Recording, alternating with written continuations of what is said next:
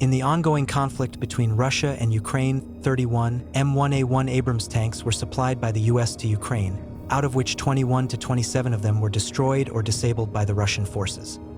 The Russian military used FPV drones and anti-tank missiles to hunt down the Abrams tanks. The anti-tank missile system they used to destroy the Abrams tank has also destroyed the British Challenger 2, the German Leopard 2, and the Israeli Merkava tanks as well. In this video, with the help of 3D animation, we'll take a look at the interesting technology behind the Russian Kornet-E anti-tank missile system in detail. First, we'll see the different parts of this system, how they are assembled and operated. Then we'll take a look at the missile itself. We'll see 3 variants of this missile carrying different warheads, and we'll learn how they penetrate tank armor. Finally, we'll learn about the fascinating engineering behind the Saklo's laser beam riding guidance system, where the missile rides on the laser beam to hit the target. So without further ado, let's begin.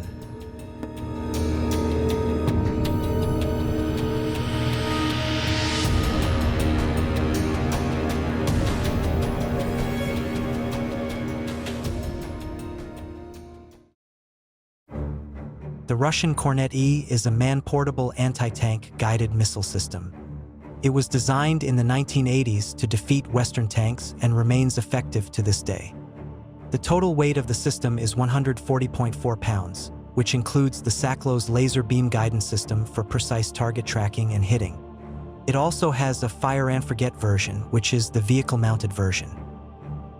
It has 3 missile variants: the high-explosive anti-tank missile, the high-explosive fragmentation missile, and the thermobaric missile.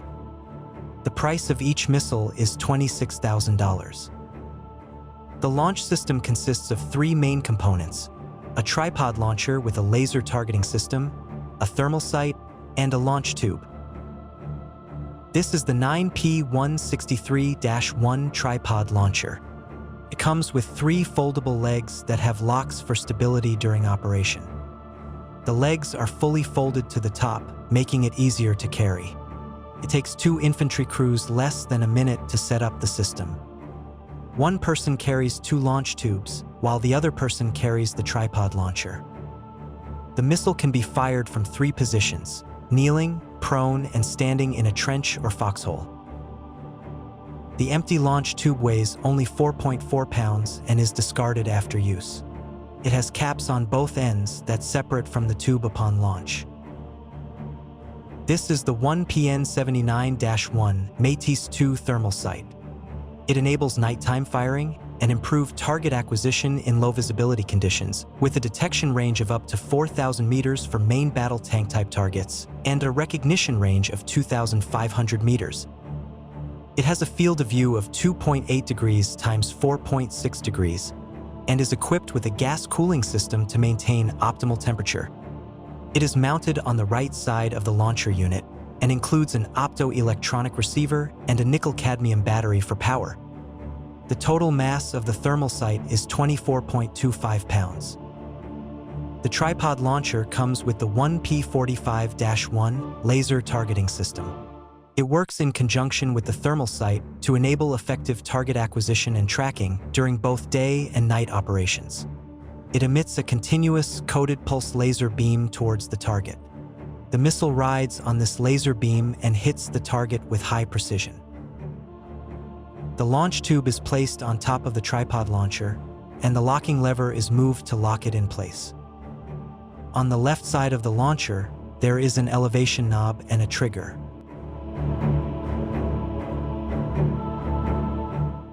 The operator turns the elevation knob, which moves the missile tube up and down. On the right side of the launcher, there is the traverse knob. Rotating this knob will turn the launcher sideways. In between the 2 knobs, there's an eyepiece.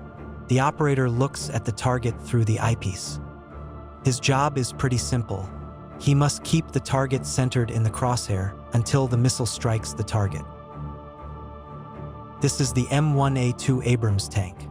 It has strong frontal armor made of composite materials up to 2 feet thick, but it's vulnerable to attacks from the side and rear.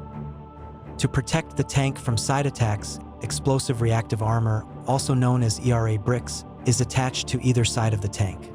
They contain plastic explosive sandwiched between two steel plates.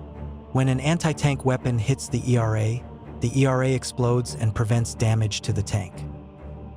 Let's see how the Kornet missile is designed to penetrate ERA and tank armor. This is the new 9M133M-2 Kornet-E missile.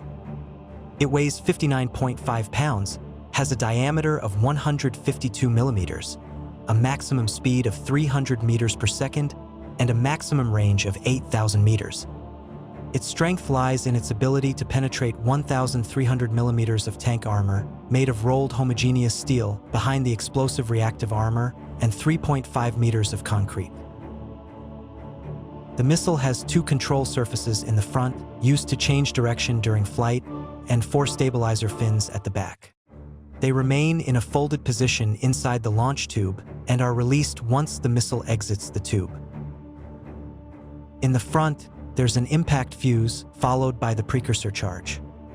Behind that, there's the control section that moves the control surfaces. Unlike other missiles, where the solid rocket motor and the nozzle are placed at the rear end of the missile, the Kornet missile has them in the midsection of the body. This design avoids damage to the photosensor, which is located at the rear end. Behind the nozzle, there's the main charge. A detonation fuse is placed behind the main charge, and a solid booster motor is placed behind the fuse. At the rear end of the missile, there's a laser photosensor that detects the laser beam emitted from the laser targeting system. Inside the precursor charge and the main charge, there is a copper cone known as a liner, which turns into a high-speed jet and penetrates tank armor. Let's see how it works. First, the operator looks through the eyepiece at the target and keeps it centered in the crosshairs, even if the target is moving. Once the target is locked in, the operator presses the trigger. The coated laser beam from the laser targeting system is now pointing at the target. The booster rocket motor inside the missile ignites, pushing the missile out of the launch tube. As it exits the launch tube, it spins to maintain stability. Once it is out of the tube, the control surfaces and fins are deployed, the main rocket motor starts, and the missile begins to move towards the target.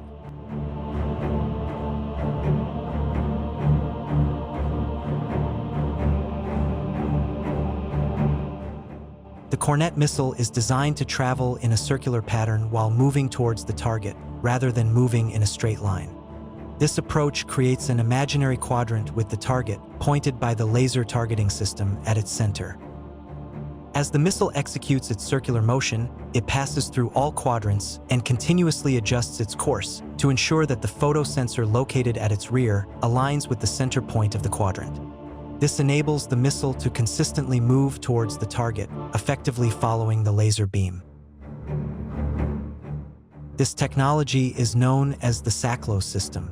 SACLOS stands for Semi-Automatic Line of Sight, where the operator is continuously pointing a sighting device at the target while the missile is in flight.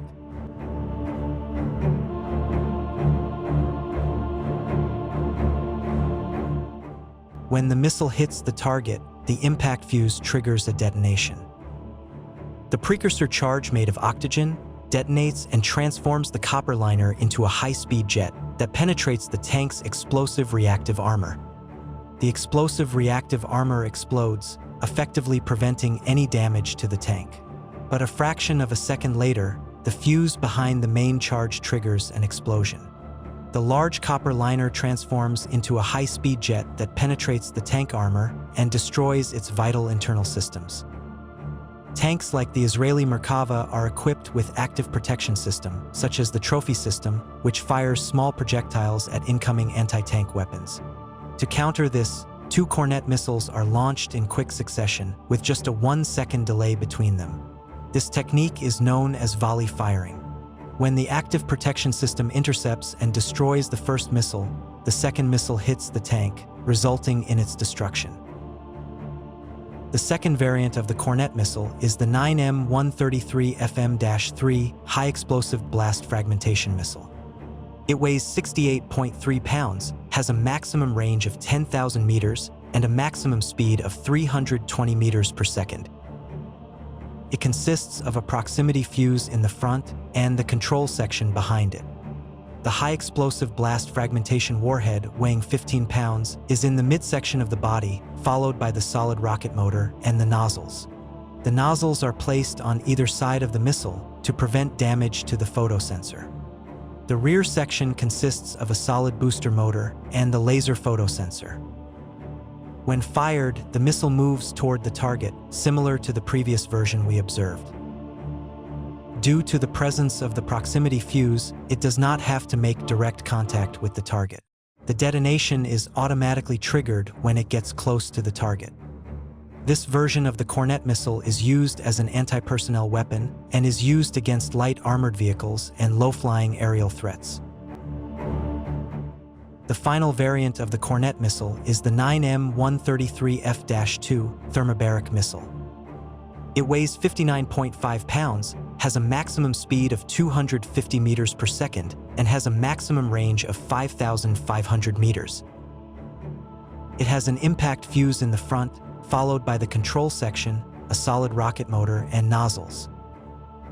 The thermobaric warhead is a mixture of RDX, aluminum, and isopropyl nitrate, equating to 22 pounds of TNT. Unlike other explosives, thermobaric explosives disperse their warhead before ignition and use oxygen from the surrounding air to create an explosion.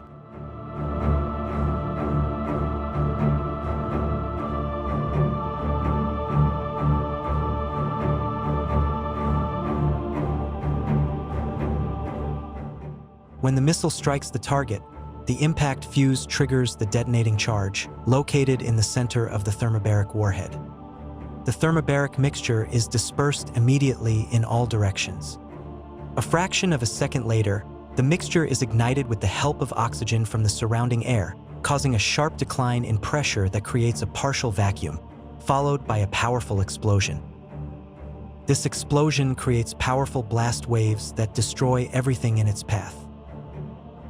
Thermobaric weapons are highly effective in enclosed environments, such as bunkers. The Kornet is a very successful, battle-tested anti-tank missile system, with more than 30 countries actively using it and many of them manufacturing it locally. Its ease of use, high armor penetration power, and various warhead configurations tailored to different battlefield requirements makes it one of the best anti-tank missiles in the world. Thank you for watching.